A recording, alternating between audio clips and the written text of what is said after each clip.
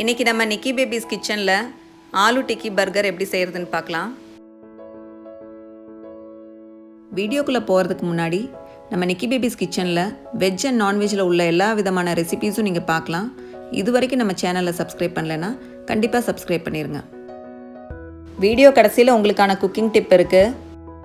தேவையான பொருட்கள்: 2 பர்கர் பன், 2 உருளைக்கிழங்க வேக வச்சு மசிச்சு எடுத்துக்கோங்க.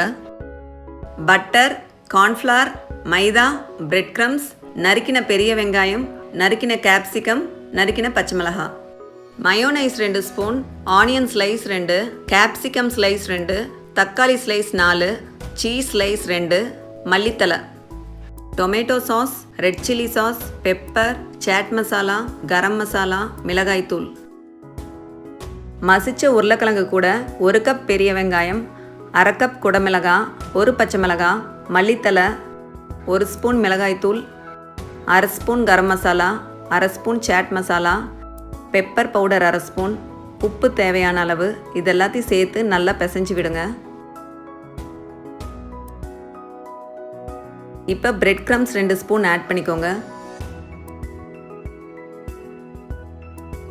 எல்லாத்தையும் நல்லா மிக்ஸ் பண்ணிவிட்டு இப்போ நம்ம இதில் பேட்டிஸ் செஞ்சிடலாம். இதிலேருந்து கொஞ்சமாக எடுத்துக்கோங்க. அதை இந்த ஷேப்புக்கு ரெடி பண்ணிக்கோங்க.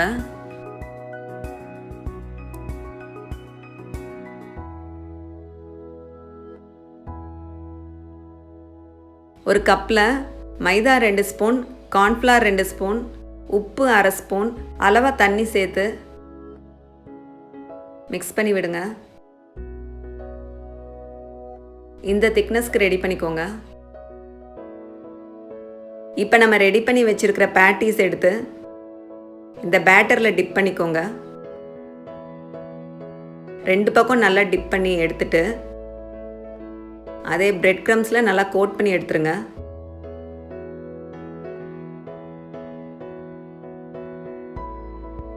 இந்த மாதிரி 2 பேட்டிஸ்க்கும் பண்ணிடுங்க. இதை லைட்டாக டேப் பண்ணி ப்ராட் பண்ணிக்கோங்க. ஒரு கடாயில் எண்ணெய் சூடு பண்ணி இந்த பேட்டிஸை ஃப்ரை பண்ணி எடுத்துடலாம்.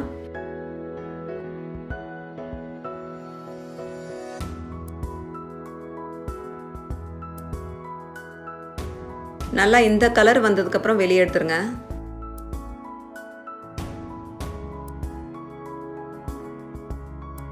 நம்ம பர்கர் பண்ணை இந்த மாதிரி கட் பண்ணிக்கலாம். ஒரு பேனில் பட்டர் அப்ளை பண்ணி இந்த பன்னை லைட்டாக டோஸ்ட் பண்ணி எடுத்துடலாம். ஒரு சைடு மட்டும் டோஸ்ட் பண்ணுங்க போதும். இப்போ இதை தனியாக எடுத்துருங்க.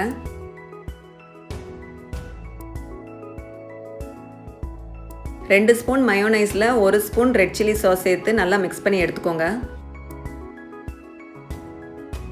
இப்போ நம்ம பாட்டம் பீஸ் பன் எடுத்து ரெடி பண்ணி வச்சுருக்கிற சாஸ் அப்ளை பண்ணிடலாம். அது மேலே ஆனியனும் அந்த பேட்டியும் ப்ளேஸ் பண்ணிடுங்க. அது மேலே டொமேட்டோ சாஸ் அப்ளை பண்ணி அது கூட சீஸ், டொமேட்டோ, கேப்சிகம் இதெல்லாத்தையும் ப்ளேஸ் பண்ணிடலாம். நீங்கள் உங்களுக்கு பிடிச்ச ஆர்டரில் வச்சுக்கோங்க. இப்போ அந்த டாப் லேயர் பன் எடுத்து 1 ஸ்பூன் டொமேட்டோ சாஸ் அப்ளை பண்ணி இதை க்ளோஸ் பண்ணிடலாம். இப்போ நம்ம ஆலு டிக்கி பர்கர் ரெடி ஆயிடுச்சு.